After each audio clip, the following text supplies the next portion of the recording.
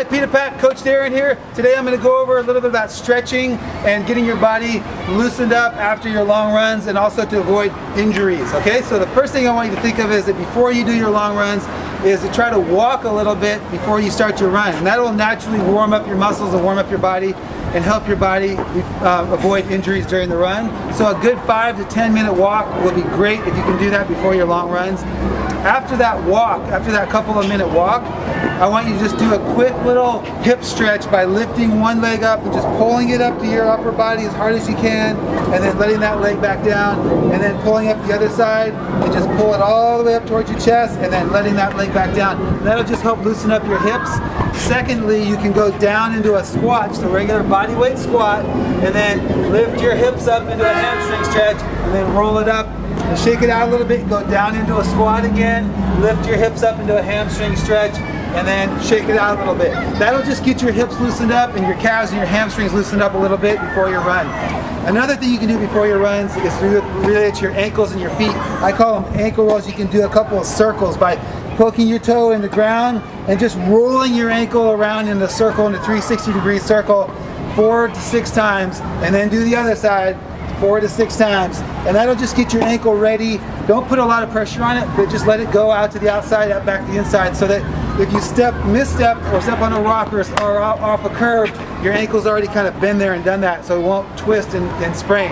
So those are a couple of little things. And then the walk before you run. After your run, it's important that you actually address some areas of tightness that are very common in running, primarily the calves, your hamstrings, and your hips. Those are the areas that get most tight. So I want you to go into a really light calf stretch.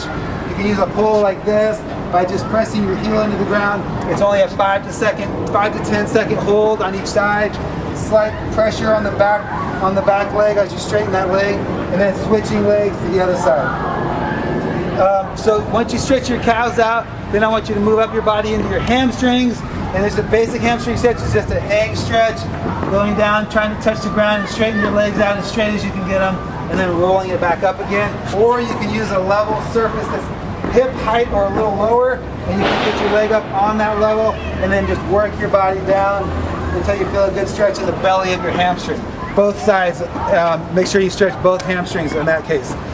Next are your quads, which are the front part of your legs, and again, find something to balance on and just grab the back of your shoelaces and pull that foot up as you push your hips forward. It's getting a stretch through the quads, both sides as well. Okay. A couple other stretches that are really important are a lunge stretch, which allows you to stretch out your hips a little bit. So you go into a lunge position, and from the lunge, you just push your hips forward. You're going to stretch out your hip flexors and your adductors on the inside. Come up, drop down on the other leg, and get a good stretch through your hip flexors and your adductors on the inner thighs. And then from there, once you're on the ground, this is post-run.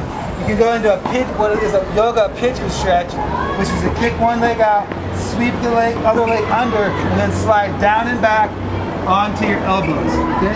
And you can hold that stretch for 20 to 30 seconds, and then you're going to want to switch over to the other leg. So you come up, sweep the other leg under, and you go down onto your elbows. Again, you're going to want to hold those stretches for 10 to 30 seconds per stretch, and just sit on them for a while until your body the muscles feel like they release a little bit, and that's all you need to do.